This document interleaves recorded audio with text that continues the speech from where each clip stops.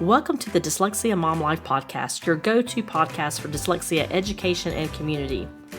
As moms, we want the best for our children, and when you're raising a child with dyslexia, that journey comes with unique twists and turns. Each week, we dive into dyslexia topics along with episodes on how to thrive in your dyslexia season as a mom, all with the goal of helping your child and your family thrive. Tune in for conversations that will inspire, inform, and connect you with a community that truly understands. You are not alone. We're in this together. Subscribe now and join in the conversation and community. You got this. Hey, friend. Thanks for listening today. We are going to talk about stealth dyslexia, the hidden struggles. Before we knew our daughter was dyslexic, we did not know the warning signs or the red flags for identification. And ironically, as a former school counselor and a husband with a master's in special education, we knew very little about dyslexia. For many students, his or her dyslexia flies under the radar, what many people call stealth dyslexia in students. Most people think of dyslexia as a noticeable difficulty with reading and writing, but for some students, their intelligence and coping strategies allow them to hide their struggles, sometimes even from themselves. This is what we call stealth dyslexia. Oftentimes, for educators and parents, we struggle to make sense out of the fact that these very bright students and children are struggling to learn to read. Stealth students are able to mask or compensate for their dyslexia. So how does it go unnoticed? What are the signs? And how can we support these students before they burn out? Let's start with a definition. What is stealth dyslexia? When people picture dyslexia, they often imagine a child who struggles to sound out words or has difficulty spelling. But not all dyslexic students fit into this mold. Stealth dyslexic refers to students who have strong verbal skills but struggle with reading and writing behind the scenes. They mask their difficulties through memorization, guessing, or context clues. And they appear to be strong students until reading and writing demands increase. These students may be labeled as lazy, inattentive, or even not working up to their potential, when in reality, they're working twice as hard just to keep up. Some of the hidden signs of stealth dyslexia, well, let's talk about that for a minute. So what are some of the red flags? What are some of the hidden signs? If a student is compensating, how can parents and teachers recognize the signs? Well, the first one is a slow reading speed. Even though a student understands the material, reading is tiring and time-consuming. Second, they avoid reading aloud. Students may stumble over words or hesitate, even if they have a strong vocabulary.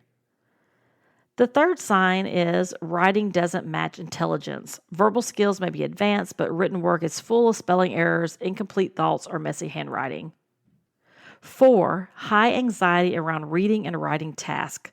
This is what you see a lot at home. Homework takes much longer than it should, or they get frustrated with homework. And so I know for many families, homework and after school hours is very stressful. And then the last one, the last hidden sign or red flag is that they're good at hiding it. They may use humor, charm, or other tactics to steer attention away from their difficulties. I can remember before we identified our daughter as being dyslexic in first grade, I remember that, and you may have heard me say this before in other episodes, that we would work on the sight words throughout the week, and she would have a test on Friday on specific sight words, as I'm sure many of you are familiar with in schools. And we would work on them during the week. Early in the week, it seemed like she was getting them. By Thursday night, she didn't know any of them. And I have to admit, I would get quite flustered. And she would use humor. You know, she would make a joke or she'd say something cute to try to deflect from the fact that she was really struggling. So if a bright, articulate student struggles with written work, but no one can figure out why, then stealth dyslexia might be at play. What is the impact of an undiagnosed dyslexic? Because students literally just get by in school, they are often overlooked for intervention. Sometimes their grades are decent. They're not, straight A's, but they're getting by. They're decent. But over time, the strain of working harder than their peers can really take a toll on them. One area you might see an impact on is self-esteem issues. They may feel like they're just not as smart as others despite their intelligence and the level of intelligence that they have, but they're struggling to learn to read. And so without an intervention, their self-esteem really does take a hit. Academic burnout is another one. As reading and writing demands increase, their ability to compensate breaks down. They may start having, symptoms of headaches, stomach aches, things of that nature, where they're physically getting sick because of this academic burnout and overwhelming. And then thirdly, the anxiety and perfectionism. Many develop stress-related habits, trying to keep up appearances, and there can be a lot of anxiety around those pieces when they go undiagnosed.